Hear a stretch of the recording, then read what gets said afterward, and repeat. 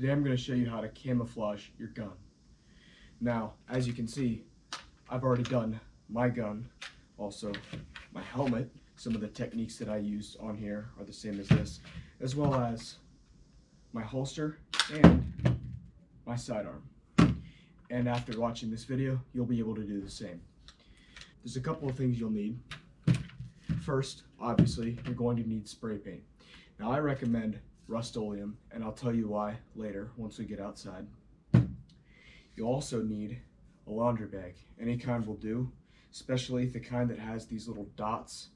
As you can see on here, you've got little dots, and that's how you can get really creative with your patterns. And I will not be showing you on this because I do not want to paint this again. What I will be doing is showing you on this piece of cardboard that I cut out to look like a gun. Now there's a couple of things that you're going to want to do before you start painting. Number one, you're going to want to tape this up because you don't want to get any paint in there. You're also going to want to put a magazine in here and put some tape around the portion that seats in here. Also, put some tape in your barrel. You're going to want to tape your scope, both the front end and the back end. Make sure that your dust cover is closed, if not already. And your trigger mechanism, you're going to want to tape around that so you don't get paint up in there. If you have a dial on your scope with numbers, I suggest that you cut a thin line of painter's tape and go around it. That way, you can still see the colors after you're done. So, let's get to it. So like I said, I'm not going to be using my real gun.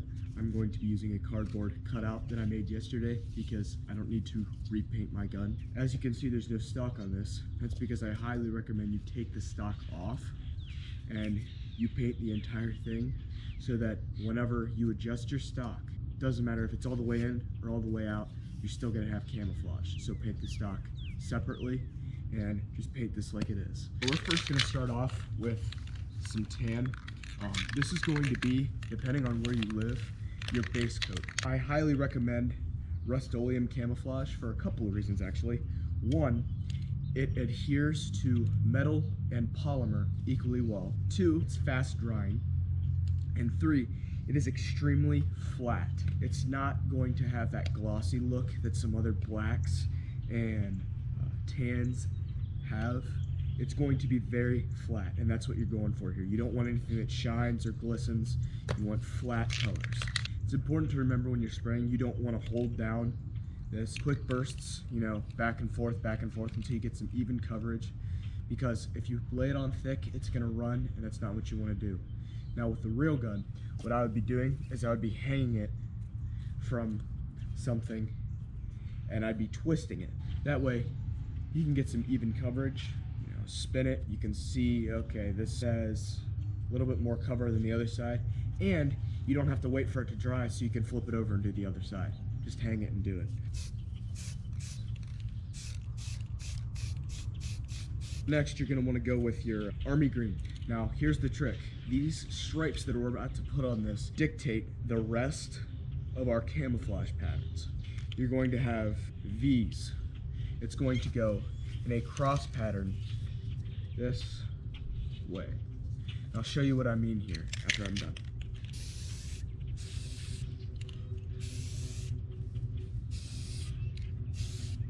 Now that we have our green lines applied, we're going to use that laundry bag that we talked about to apply the darker colors.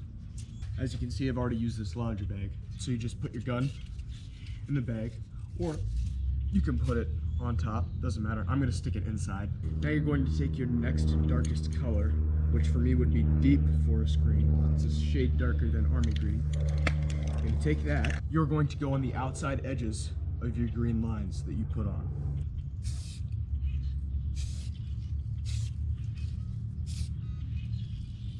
After you have that, you're going to move to your earth brown. Now this is where you get to become a little bit creative.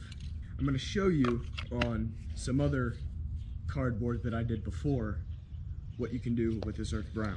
So here's the cardboard that I did before. You'll notice what looks like needles from spruce trees, If you're in a forest with a lot of evergreens, you can use those. If you've got a bunch of deciduous trees, you can use things like oak leaves, maple leaves, stuff like that. But here's what I used. All right, so I got a couple just for example. There's this big bare spot right here on the mag wall. Well, what I'm gonna do, I'm gonna lay this across just right here. And you want these to be sharp, which means you want them on the gun. You don't want to hold it up about 3 inches because you won't get any lines from that. You'll just get shadows. Now you don't want to be really close with this either. You want to hold it back a little bit, give it a dusting.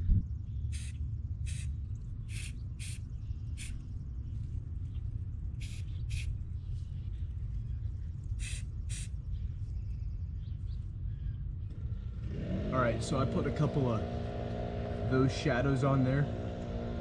Now for the last color, and I cannot stress this enough.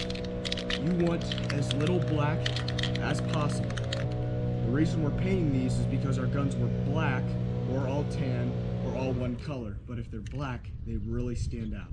You don't want that. So I'm gonna hold it up, and it's gonna give it black dots.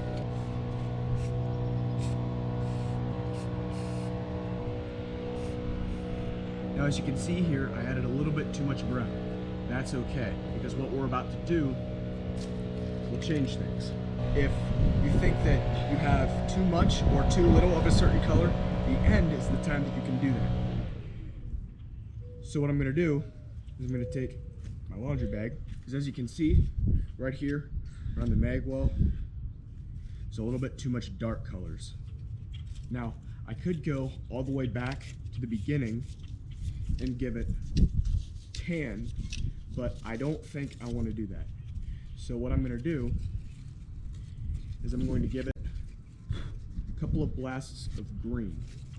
Now you're going to see how that's going to make light colored green dots and dark colored green dots, because remember that dark forest green was what we used for the first set of dots with this laundry bag. So I'm just going to go and I'm going to follow my original green lines, because that's how much green I wanted to have originally, right? I'm going to follow those green lines that have been covered up. And now, we need to break that up again. So we're going to add a little bit of this dark forest green. No brown. We're not touching the brown anymore. We're just going to add splashes of this.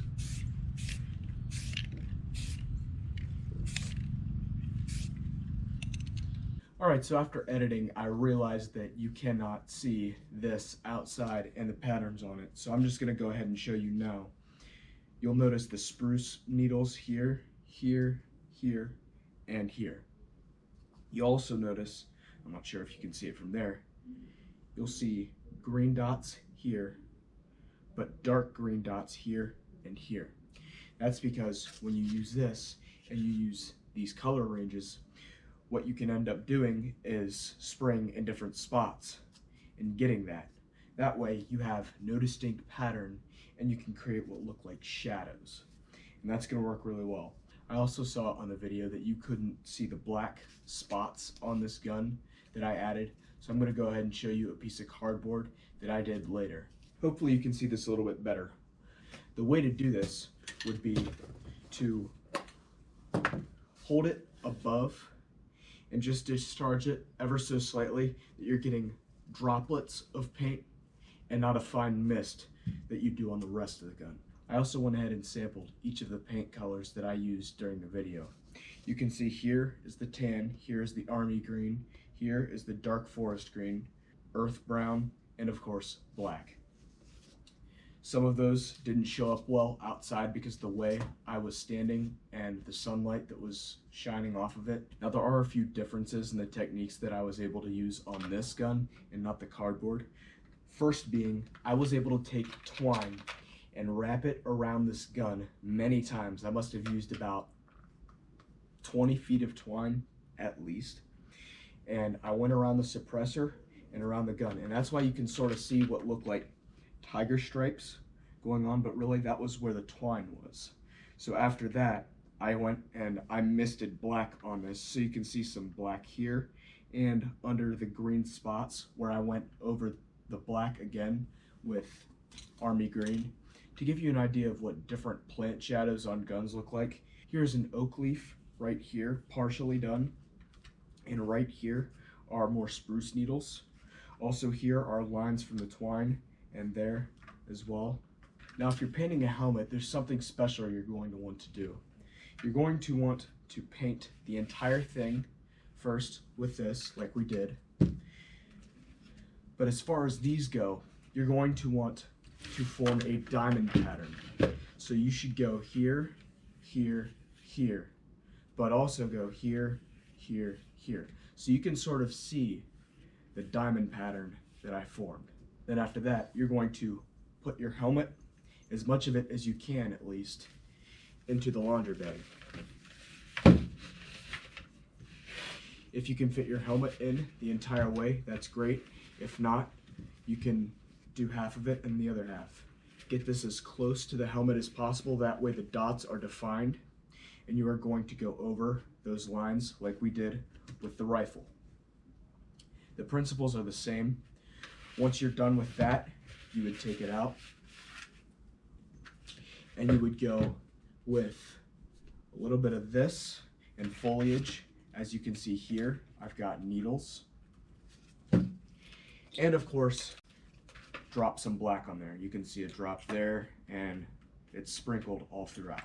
But that really helps break out the outline of your head. If you cannot wear a boonie hat or just don't want to, and you want to wear an airsoft helmet, this is how you should do it in order to break up the round outline of your head as much as possible. One other note, if you're painting your pistol and it does not have a removable orange tip, and it is legal to paint over it in your country or region, I highly recommend you do so, because nothing stands out more than a blaze orange tip on your airsoft gun. It's one of the things I look for, and it's one of the things that your enemy players are going to be looking for. And if you pull out an orange gun, it's not going to look good. In fact, you're going to stick out like a sore thumb.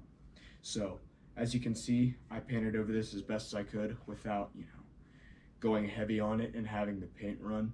I didn't want to do that, but you won't be able to see this unless you're right up on me. I also painted my holster. You can see another portion of an oak leaf there, as well as the same camo patterns and the same format. Thank you for watching this video. If you enjoyed, hit that subscribe button, and as always, share it with your friends. It's Airsoft Speedy. See you next time.